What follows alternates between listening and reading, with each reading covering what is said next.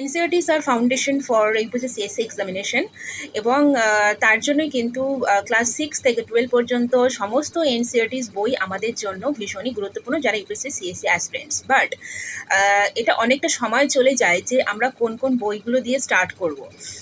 তো first of all আমি আজকে হিস্ট্রি নিয়ে বলছি। হিস্ট্রি যেহেতু তিনটে ভাবে বিভক্ত, আমাদের Indian history, ancient history, medieval history এবং হচ্ছে মডার্ন হিস্ট্রি।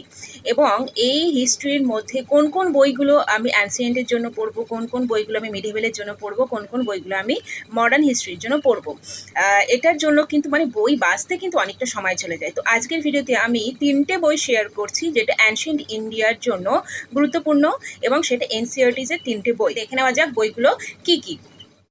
প্রথমেই যে বইটি পড়তে হবে সেটা ক্লাস 6-এর বই, আওয়ার পাস্ট 1। এবং সেকেন্ড যে বইটা পড়তে হবে সেটা ক্লাস 11-এর বই, ancient India by R S Sharma.